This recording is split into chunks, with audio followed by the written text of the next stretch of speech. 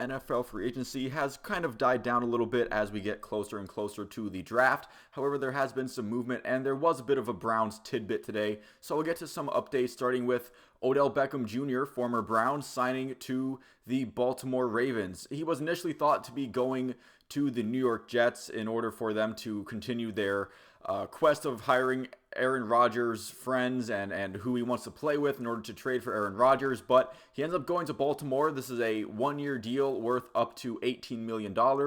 And maybe instead of luring Aaron Rodgers to come to New York, maybe this is to try to help lure Lamar Jackson to stay in Baltimore. Although, as far as that situation goes, I don't think this deal hurts it at all, for certainly. But I'm not quite sure how much this actually helps, as Lamar Jackson's issue with the Ravens doesn't really seem to be a complaint about the setup of the roster, just more of a contract thing. I think there is a pretty good chance that Lamar Jackson looks at this signing and says, it's cool that you guys got Odell Beckham Jr., but does that mean that you're willing to, give me the contract that I want? No? Okay, well then I'm still, I still want to be traded. Although again, maybe getting Odell Beckham Jr. into the Ravens roster, maybe that does soften Lamar Jackson's stance on his contract a little bit. Although again, his main issue does seem to be with that contract and those negotiations more so than the setup of the roster. Now, separate of that Lamar Jackson quarterback issue, which is kind of ignoring the elephant in the room a little bit, but if we separate this acquisition from that scenario, I think this is a good move for the Ravens. Again, it's only a one-year deal, so if Odell Beckham Jr. comes back from injury wrong or just, he hasn't played in a little bit, so maybe he's a little washed,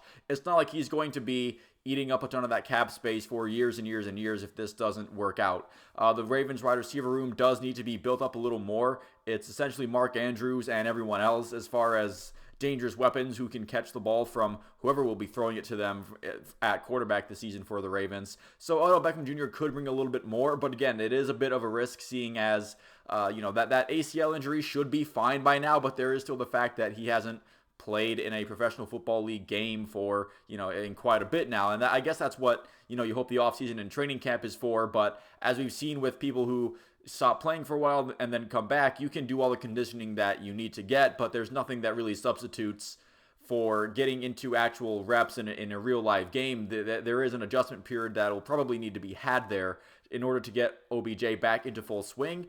But again, it is interesting seeing how he was originally meant to be, this piece that Aaron Rodgers could throw the ball to, but then all of a sudden Baltimore comes in and says, we'll sign him. And apparently the Jets weren't willing to match the deal that Baltimore gave him. So we'll see how that plays out as we get closer to the season.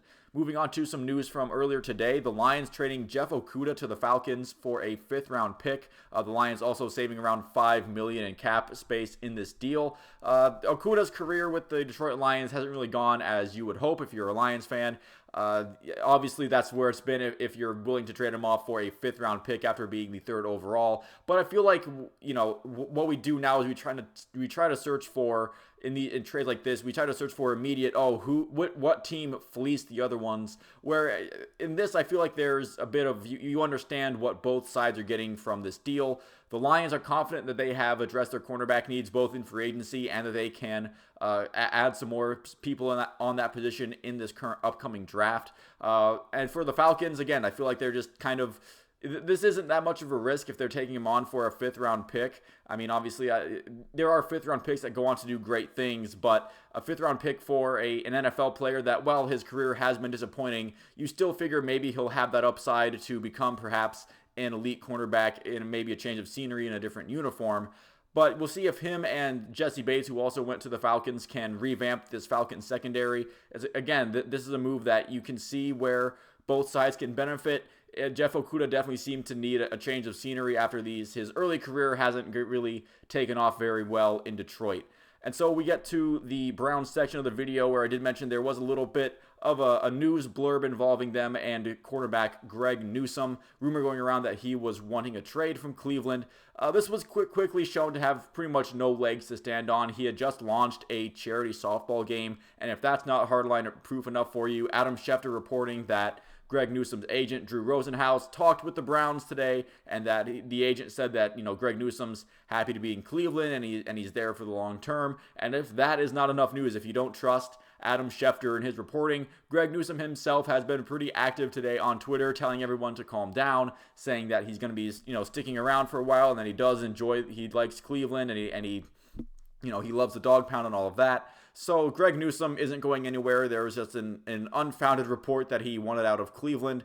Probably, I didn't even see who reported it initially, just somebody trying to look for some clicks, look for some engagement on social media. And hopefully, this shows that if you see one report, maybe don't be the first to quickly react and become inflammatory just because you saw one person reporting something about a player that's on your team that maybe doesn't look so favorably on them early on in the offseason, where it is a bit of a dead zone for NFL, and people are probably going to try to be a little bit more ambitious in their clickbait and trying to get you to engage with their stuff a little more than usual. So thank you all for watching. If you made it this far in this video, I will try not to clickbait you as much as I possibly can, and I will see you at the next one.